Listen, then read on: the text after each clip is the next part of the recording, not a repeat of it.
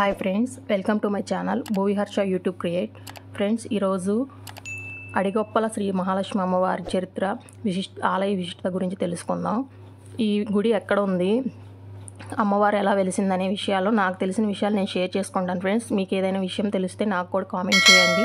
ఈ వీడియో కనుక మీకు నచ్చితే లైక్ చేయండి, షేర్ చేయండి, సబ్స్క్రైబ్ చేసుకోండి. ఈ అడిగొప్పల అనే గ్రామం గుంటూరు జిల్లా దుర్గి మండలంలో ఉందండి. ఇక్కడ నిదానంపాటి శ్రీలక్ష్మి అమ్మవారి ఆలయం ఉంది. ఆలయ పురాణం విషయానికి వస్తే, పూర్వం కైలాసంలో పార్వతీ పరమేశ్వర్లు కూర్చొని ఉండగా ప్రమాదగణాలు నాట్యం చేస్తున్నాయి.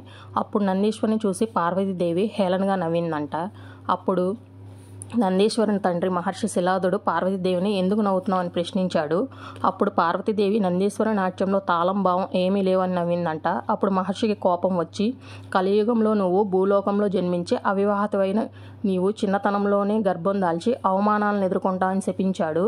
అప్పుడు పార్వతీదేవి శాప విమోచనం అడగగా, నీతో పాటు కామధేనువు గోమాతగా అవతరిస్తుంది. నీవు రోజు దాన్ని పూజిస్తావు, ఆ తర్వాత విచిత్ర గర్భం ధరిస్తావు. నందీశ్వరుని నాట్యం అసంపూర్ణం అన్నావు కాబట్టి నీ గర్భంలో నందీశ్వరుడు అసంపూర్ణంగా ఉంటాడు.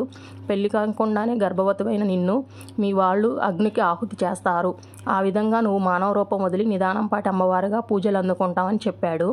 ఆ విధంగా శాపానికి గురైన పార్వతీదేవి సుమారు 700 ఏళ్ల క్రితం గుంటూరు జిల్లా పల్నాడు ప్రాంతంలో యాగంటి రామయ్య ఇంట్లో జన్మించిందని చెప్తారు. 4 కుమారుల తర్వాత పుట్టిన ఆమెకు శ్రీలక్ష్మి అని పేరు పెట్టారు. రామయ్యకు పశుసంపదలో కామధేను అనే గో ఉండేది. శ్రీలక్ష్మి ప్రతిరోజు గోమాతను పూజించి గోపంచతాన్ని తాగుతూ ఉండేది. ఆ రోజు ఆ కామధేనువుతో ఆంబోతు క్రీడించింది. ఆ విషయం తెలియని శ్రీలక్ష్మి రోజులాగే వెళ్ళి గోమాతను పూజించి గోపంచతాన్ని తాగింది.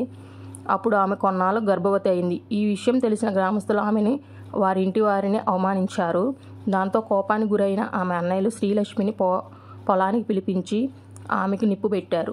అప్పుడు ఆ అగ్నిలోకి గోశాలలో ఉన్న కామధేనువు కూడా వచ్చి అగ్నిలోకి దూకి ఆహుతయింది. అలా మంటలకు ఆహుతైన శ్రీలక్ష్మి శిలగా మారింది. తర్వాత ఆమె 11 ఏళ్ల బాలికకు పూని నాకు ఆలయం నిర్మించవద్దని చెప్పింది. అందుకే అమ్మవారు వెలిసిన స్థలం చుట్టూ 10 అడుగుల మేర స్థలాన్ని విడిచిపెట్టి ఆలయాన్ని నిర్మించారు. ఇక్కడ ఆదివారం పూజలు బాగా జరుగుతాయి. ఫ్రెండ్స్, ఈ గుడి చాలా బాగుంటుంది. ఆదివారం శుక్రవారమే జనాలు బాగుంటారు, వీటి రోజులు ఎక్కువ ఉండరు. ఇక్కడ మేకల్ని కోళ్ళను కూడా మొక్కులు మొక్కుకున్న వాళ్ళు బలిస్తారు. ఫ్రెండ్స్, ఈ గుడి చాలా బాగుంటుంది, ఒకసారి విజిట్ చేయండి. Thank you for watching.